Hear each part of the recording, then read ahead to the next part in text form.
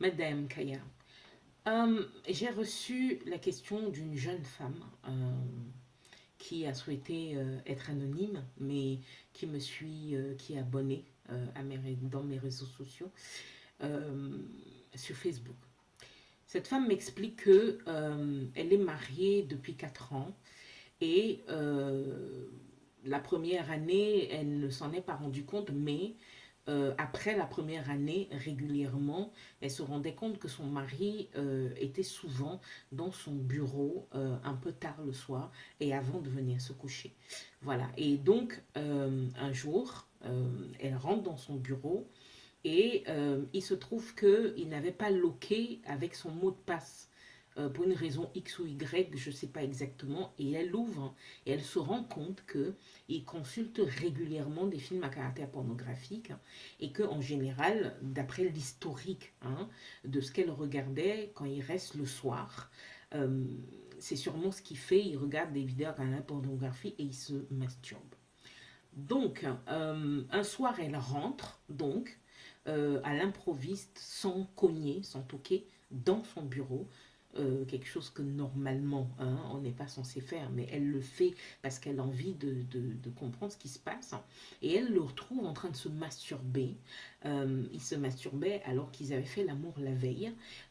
Et donc elle ne comprend pas. Elle est dans l'incompréhension totale. Elle prend ça personnellement et pour elle, il n'est pas satisfait sexuellement et il a recours régulièrement, quasiment tous les soirs, à la masturbation. Et donc, elle se demande comment gérer ça en tant que femme, comment gérer son amour d'elle-même, son amour propre pour son couple, et comment pardonner ça à son mari. Bon, pour commencer, j'aimerais préciser une chose. C'est son sexe. Hein. Parce que quand j'entends mon amour propre, quand une femme, comme dans cette vidéo, la réponse que je suis en train de faire, surprend son mari en train de se masturber et que c'est régulier et qu'elle le prend personnellement, non. Non, déjà, il faut arrêter ça. C'est pas un problème personnel, c'est un problème entre sa gestion de ses émotions, sa gestion de sa sexualité et lui. Ça, c'est d'un. De deux, s'il y a un problème de satisfaction sexuelle, vous devez déjà arriver à en parler. Et je dis ici, quand il s'agit de la masturbation, de ce genre de choses, ou un homme qui regarde régulièrement des femmes, ou qui, voilà, les femmes en sont tellement émotives que elles abordent la situation avec parfois de la violence verbale ou alors une forme de brutalité au niveau de la gestuelle, de corporel, leur corps, le ton monte énormément. Déjà, non, non. Premièrement, il ne faut pas prendre ça personnellement.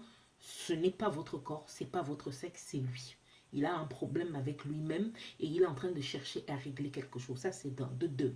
Il y a bien une possibilité qu'il soit insatisfait sexuellement et que pour ne pas générer de peine chez vous ou pour ne pas avoir à avoir ce genre de discussion avec vous parce que parfois il vous trouve trop émotive ou alors vous avez tendance à prendre certaines remarques personnellement et à mal les interpréter et à surréagir dans la vie de tous les jours, il décide de ne pas vous le dire.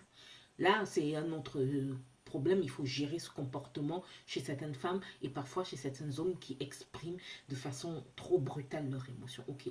Donc, si c'est un problème d'insatisfaction sexuelle, vous, la femme, vous devez amener la question sur la table avec calme et douceur. Calme et douceur, pourquoi? Parce que, un, c'est pas vous qui le vivez, c'est lui. Hein. Et de deux, si vous tenez à le comprendre, à comprendre qu'est-ce qui se passe, c'est en amenant le problème doucement et en laissant de l'espace, de la respiration à votre partenaire, qu'il arrivera que la langue se délie et qu'il puisse vous parler. D'accord? Ça, c'est la deuxième chose. Troisièmement, vous pouvez effectivement demander une consultation, une séance psycho-émotionnelle chez moi pour couple. Et ça va vous permettre effectivement de pouvoir arriver à parler. Bon, il y a un troisième cas. Le troisième cas, c'est que votre partenaire est addict à la masturbation. Voilà. Il n'arrive pas à ne pas se masturber. Il a besoin de se masturber. Là, c'est un problème d'ordre psycho-émotionnel pur. C'est-à-dire que il y a sa personnalité qui rentre en compte, il y a sa vision des choses qui rentre en compte, il y a ce qu'il est qui rentre en compte. Ok? Et là, encore une fois, je le redis, mesdames, ne le prenez pas personnellement, comme si c'est vous qui l'êtes en train de trahir et que c'est le couple, il n'est pas... Voilà, non, non, non, parce que si vous faites ça, c'est une grosse erreur.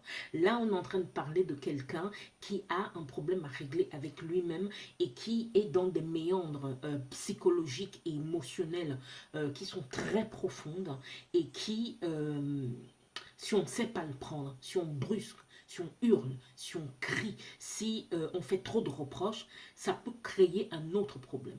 Dans le cas où c'est une addiction, il faut absolument le pousser un peu, petit à petit, délicatement à consulter.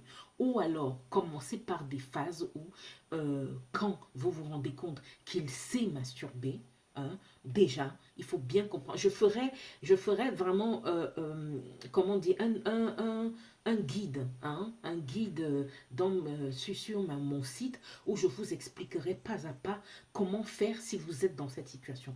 Mais il est très important de décanter la situation, de lui faire comprendre que certes, c'est une difficulté à traverser dans votre couple, mais c'est pas insurmontable. Ça, c'est d'un. De deux, ne prenez pas ça, parce que je vais le répéter plusieurs fois, ne prenez pas ça personnellement, parce que quand une femme prend ça personnellement et remet en question son honneur de femme mariée, de l'honneur du couple et tout le reste, elle a tendance à trop en faire et lier cette situation à d'autres situations vécues ou des échanges de voix qui n'ont rien à voir avec la situation actuelle qui est vraiment vécue intérieurement par l'homme. Donc il faut pas prendre ça personnellement, n'explosez pas. C'est la meilleure façon de l'enfoncer plus et de ne pas régler le problème et in fine de créer des distensions dans votre couple et de créer une séparation. Voilà, calmez-vous. Bon. Donc, comme je vous disais, si c'est une addiction, il faut qu'il consulte. Il faut le pousser petit à petit, en parler et à consulter. La dernière chose qui est très importante, si effectivement vous vous rendez compte qu'il n'arrive pas, que c'est systématique comme dans votre cas, madame, vous dites que c'est tous les jours qu'il le fait, dans ce cas, vous en êtes rendu compte. Heureusement, vous m'avez précisé, vous ne lui avez pas encore parlé de ça. Proposez-lui de regarder les films qu'il regarde et proposez-lui d'assister à sa séance de masturbation ou de vous masturber tous les deux. Certes, pour un homme, il va trouver ça absurde parce que il veut pas que vous rentrez dans ce monde-là.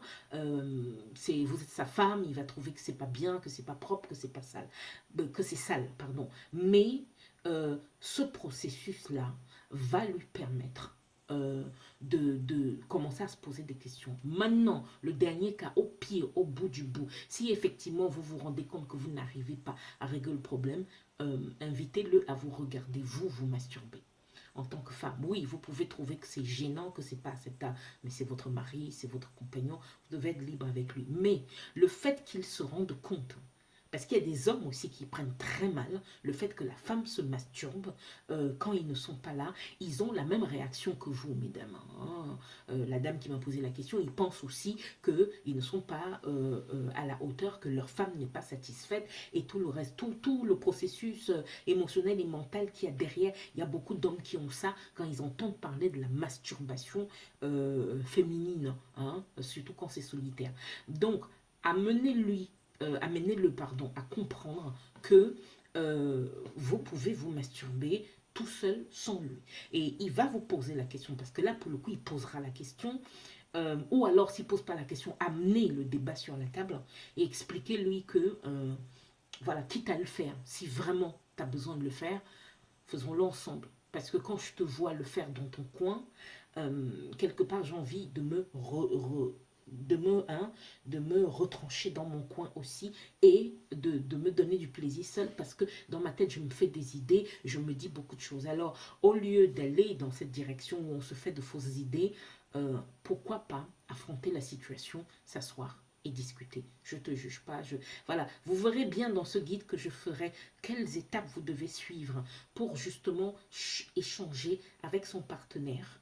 Que vous soyez un homme ou une femme d'ailleurs, il y aura deux volets forcément.